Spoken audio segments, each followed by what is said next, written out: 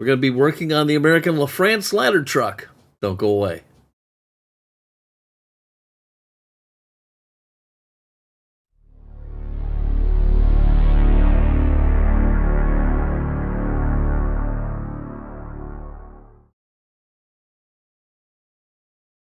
Hello, everybody, and welcome to Fat Guy Productions. I am Paul, coming to you, as always, from beautiful Las Vegas, Nevada. And today we are going to get back to work on the American LaFrance ladder truck. Today the plan is we're going to marry the cab and the interior. We're going to put the rear body onto the chassis, and then we're going to bring those two parts together. And it's going to start looking a lot like a fire truck. It's going to be a lot of fun, so let's get to work. All right, so remember in the last video I told you about the giant mistake I made with the decal numbers on the compartment doors. And I told you there's mistakes and there's disasters. The decal thing was clearly a mistake. You're seeing disaster in the making here. Now, what I'm trying to do is I'm masking off the rubber window gaskets that go around the windshield and the jump seat windows. On the engine that I did a while back, I actually brush painted them, and I wasn't too happy with the results.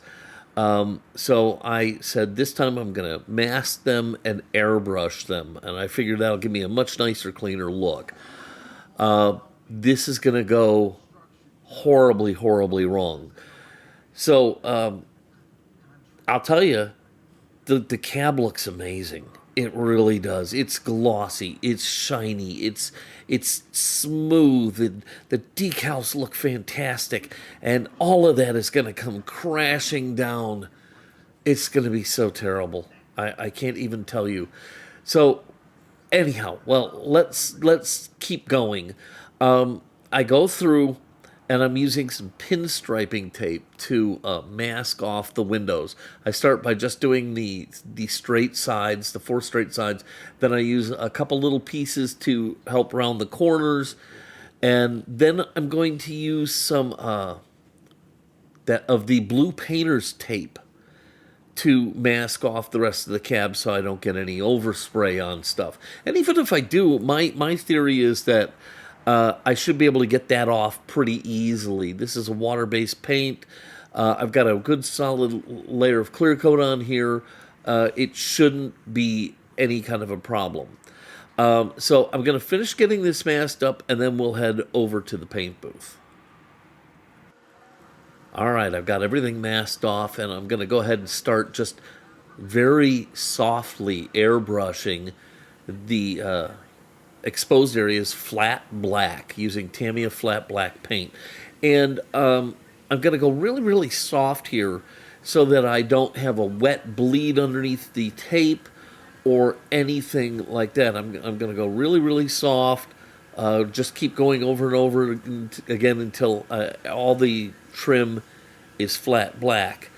And you can actually see the disaster in the making here. You notice all that writing on the blue tape? Well, this isn't normal blue painter's tape. This is what's called edge lock. And I guess edge lock must be more aggressive than the regular blue painter's tape. The biggest problem I have with blue painter's tape is getting it to stick where I want it to. Edge lock is supposed to, when it senses paint getting around the edge, it works with the adhesive and it locks that edge down to keep seepage from happening.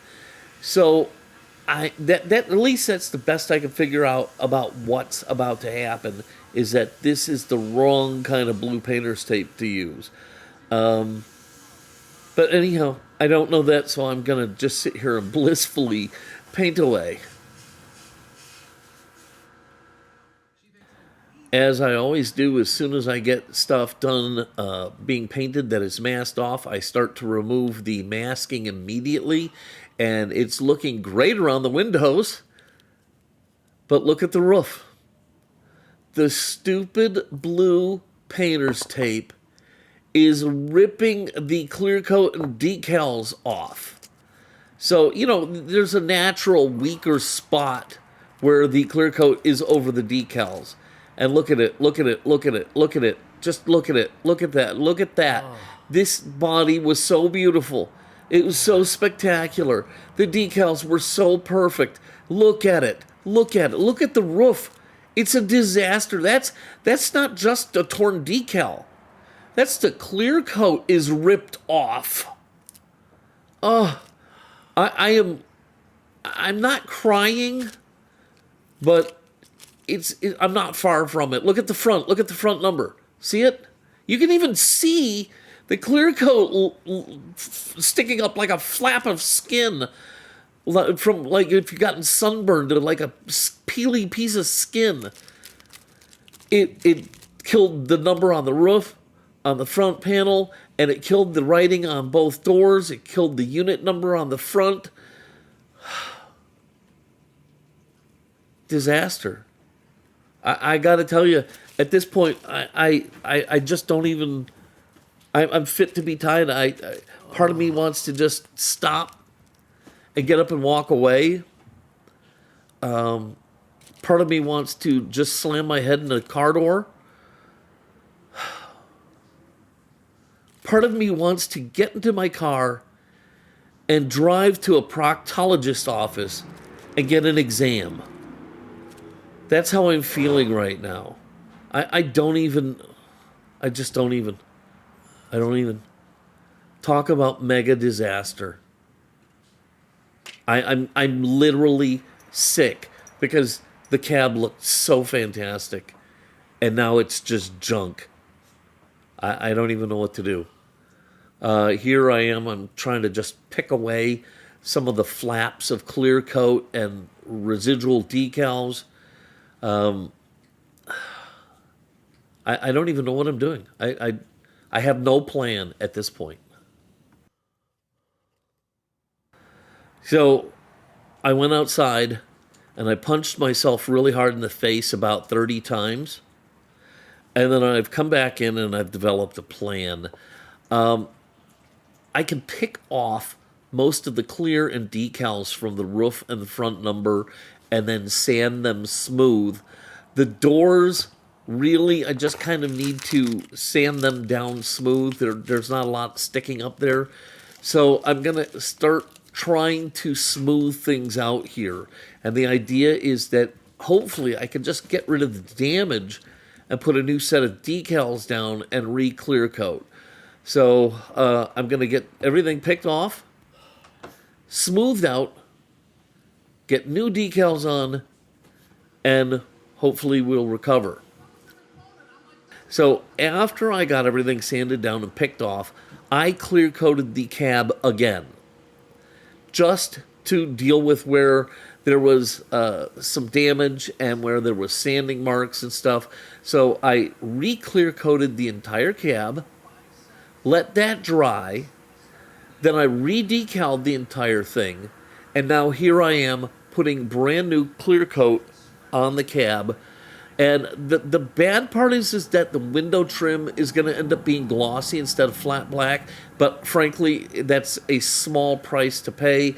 If this works out, I'll live with it. I could always come back and brush paint a little dull coat on that if I really wanted to.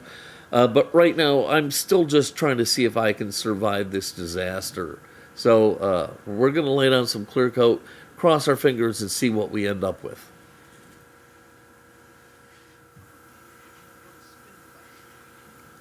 Well, I'll tell you what. I think I've managed to save it. Now, I did have to do a little yellow touch-up on the roof, but that was it for paint. The rest was a new layer of clear coat, new decals, and then a new final coat of clear coat. And it looks pretty darn good. It looks, I won't say 100%, I'll say 98% as good as it did before the disaster. So I think I dodged a major bullet. But man, what a heartbreaking setback this was. End of story though. The cab looks great again. and I'm happy. We can move forward. All right, with the new decals and the clear coat dry, I'm going to go ahead and install the windows. These come with the kit from Models by Dave. They're vacuum formed window pieces because the windows are different than they are in the AMT kit. So you have to take these things, cut them out, trim them, fit them, trim them, fit them, trim them, fit them, and then glue them in. They're kind of tough to work with.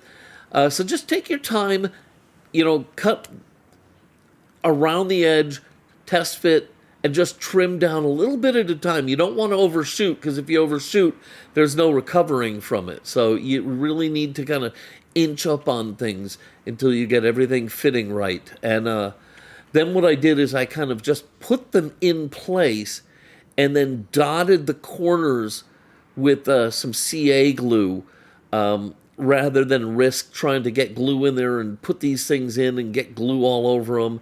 And it worked out pretty good. The glass ends up going in nicely, and the cab is well on its way to recovery.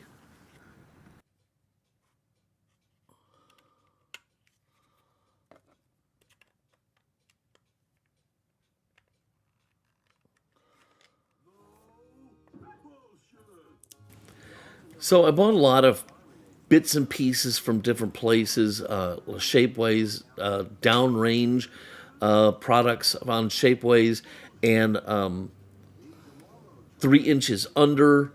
And what I'm doing here is I'm using the 3 inches under radio stack. It comes with the two units, and we used to have the radio component, and then we had a thing called a MODAT, which was a series of simple buttons that showed you en route, on scene, available, things like that, just at the push of a button.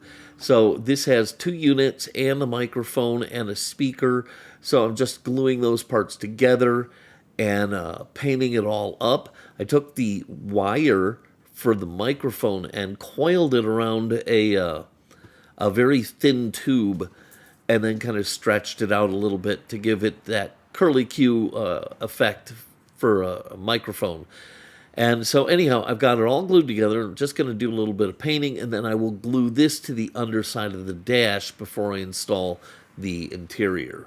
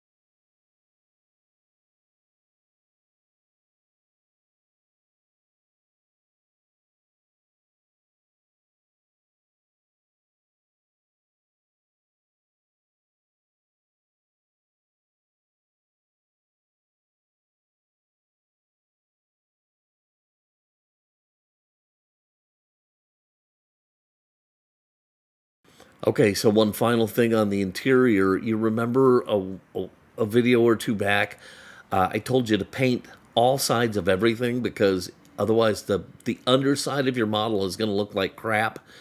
And I said, do as I say, not as I do. Well, here I'm realizing I hadn't done it. And so now I've got to go back in and I've got to brush paint the bottom of the interior piece flat black. Otherwise, it just stands out and looks awful. It looks like, you were cutting corners and your model is unfinished. So every piece gets painted front and back, no matter how little you think of it. Every piece gets painted. Just imagine if you could see it, what color should it be, and paint it those colors. So almost everything in my chassis area is black. So this getting a flat black finish. And like I said, do as I say, don't not as I do.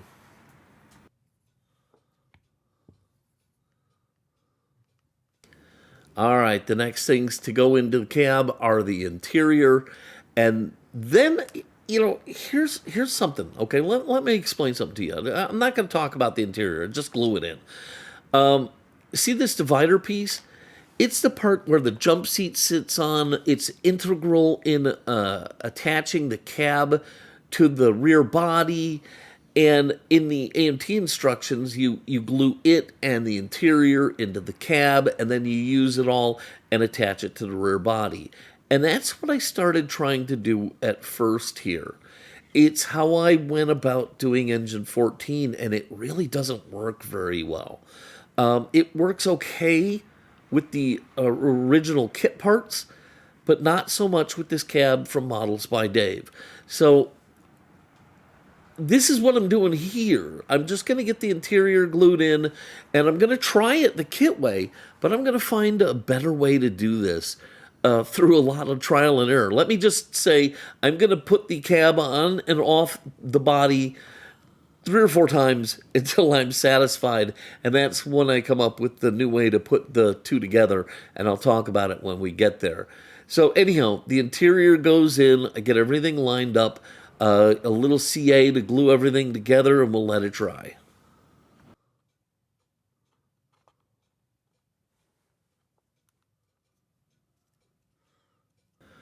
I don't mean to be critical of the cabs from Models by Dave, but there are some issues there. But, it's to be expected when you're buying resin kits to modify your builds.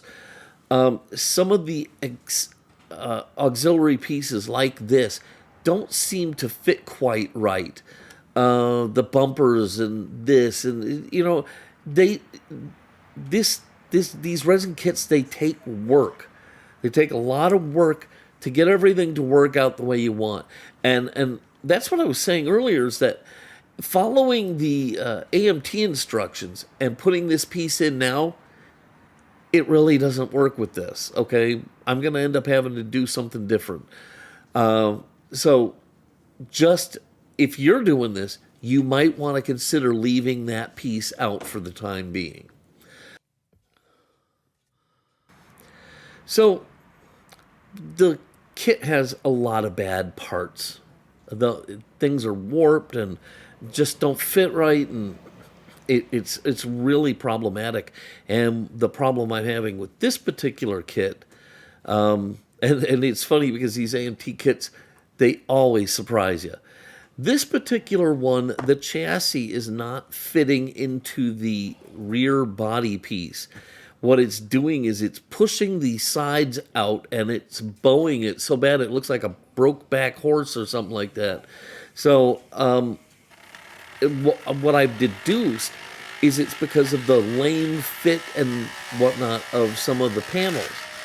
So what I'm going to have to do is a trial of test fits, and then using a rotary tool with a sanding drum, I'm going to have to grind away a bunch of material until the chassis goes in smoothly and fits properly without bowing the rear body section.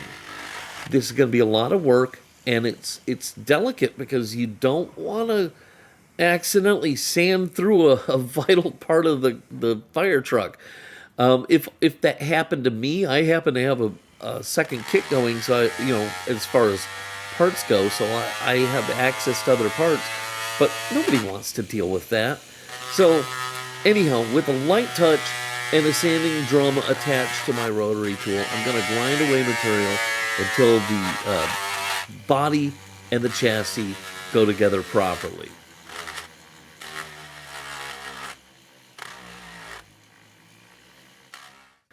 Now, do you remember when I told you that I was going to use some drops of CA inside the body too to add with strength and alignment? This is where that comes into play, in that you need to be careful if you're going to do something like that so that you don't accidentally hinder the fit.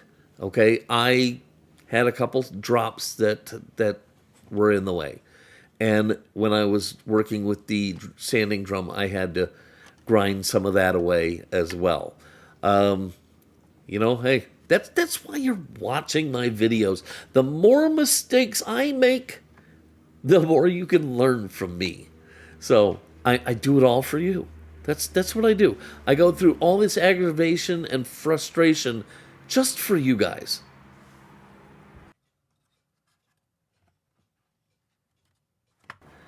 Now, another mistake. Remember, I was telling you to paint everything, you know, and you can see all the unpainted surfaces here, right? You can see all the unpainted surfaces here. Well, what happens is I finally get the two pieces to marry properly, and I'm so excited that I then just go ahead and start gluing everything in, and I have all these unpainted surfaces underneath here. And so later, I'm going to have to try and brush paint all of that to make it look right. But hey, the bottom line is I got the two pieces together. It was a lot of work. I finally got them together, and the excitement just carried me away.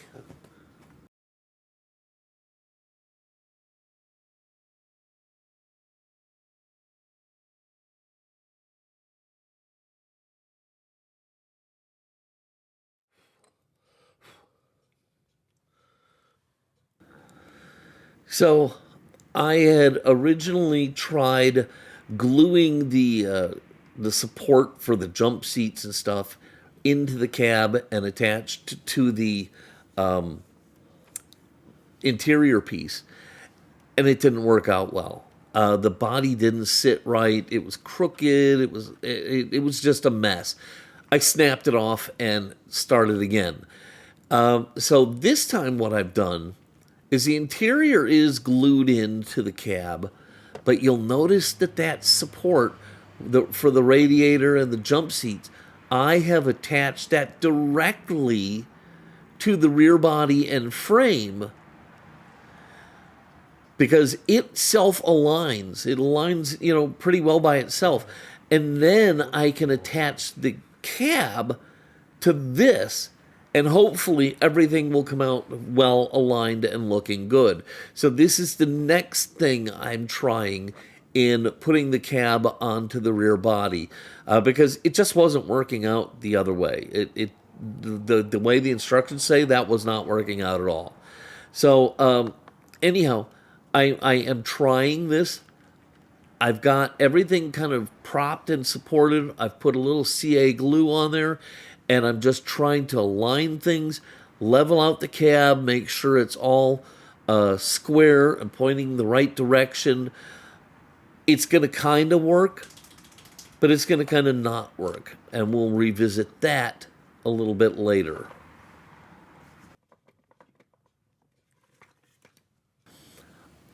I think you can see it right here. See how the cab is a little offset, a little crooked? This is what I was talking about. I think you can see it right here. If you look at the rear edge of the cab and the front edge of the rear body, they don't look square to me. And this is going to come, I'm going to notice it later, and I'm going to take the cab back off the body again. I may do, listen, I'm going to tell you already, because I'm further ahead than this already. The cab came off, I want to say 4 or 5 times before I was happy with it. The front wheels have been nipped off probably a dozen times to get the alignment just right. So, the kit's a battle. The kit is a battle. And, it depends on what you're happy with. I wasn't happy with what I had, so, I had to keep working with it.